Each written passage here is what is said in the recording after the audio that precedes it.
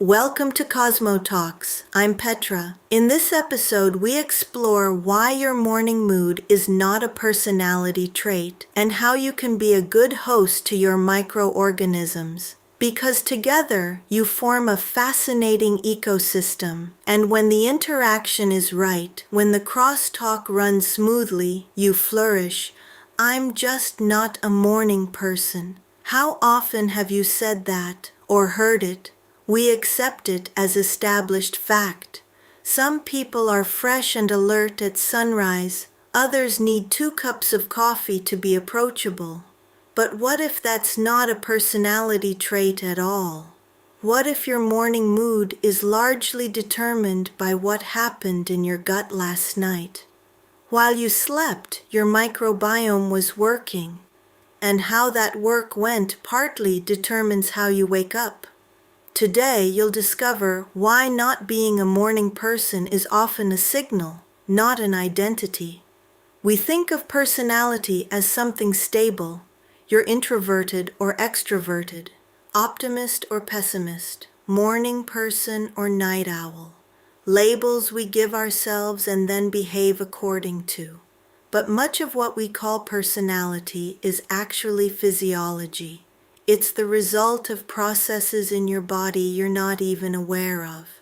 Take cortisol, your wake-up hormone. Normally, cortisol rises in the early morning, peaks about 30 minutes after waking, then gradually decreases. This is called the cortisol awakening response. It makes you alert and ready for the day. But this response isn't the same for everyone, and it's not unchangeable. Your microbiome modulates it. Your sleep quality influences it. What you ate last night plays a role. The morning grump isn't a personality trait. It's often a disrupted cortisol curve, and you can influence that. While you sleep, your microbiome is busy at work. At night, activity in your gut shifts. Different bacterial strains become more active. Different metabolites are produced. Your gut repairs its mucus layer, and there's communication with your immune system and your hormonal balance. Recent research shows that the composition and activity of your microbiome influences your HPA axis, the hypothalamic pituitary adrenal axis.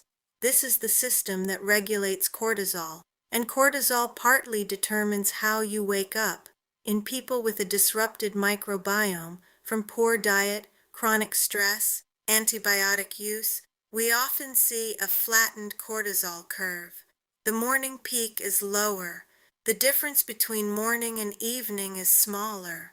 The result, you don't feel alert in the morning and not tired enough in the evening to sleep. But it goes beyond cortisol. Your microbiome also influences the production of neurotransmitter precursors during the night, the availability of amino acids, the degree of systemic inflammation you wake up with. A study in Sleep Medicine Reviews showed that people with sleep disorders systematically have different microbiome profiles, less diversity, fewer bacteria producing short-chain fatty acids, more pro-inflammatory strains. And here's what's fascinating. When researchers improved these people's microbiome through diet or probiotics, their sleep quality and morning mood improved too. Your gut prepares you for the day. If that preparation falters, you notice it when you wake. In our data at Cosmo Group, we see this pattern regularly. People come in with complaints about energy and mood. I'm always tired. I can't get out of bed. I have no drive anymore. The first reflex is often to look at sleep quality, and that's justified. But what we've learned is that sleep quality itself is an output, not just a cause. A businessman in his early 50s successfully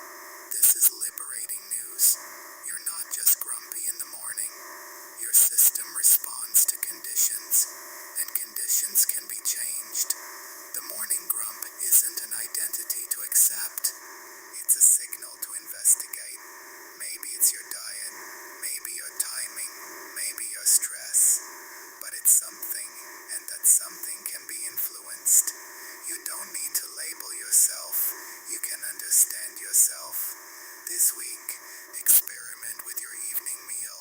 For 3 evenings, eat earlier, at least 3 hours before bed. No heavy, fatty meals, but something lighter and rich in fiber. The other evenings, eat as usual. Then compare your mornings. How do you feel when you wake? How quickly are you alert? How's your first hour? Your microbiome needs time to do its night work. If your digestive system is still busy digesting, that work can't run optimally. Give your gut the night and see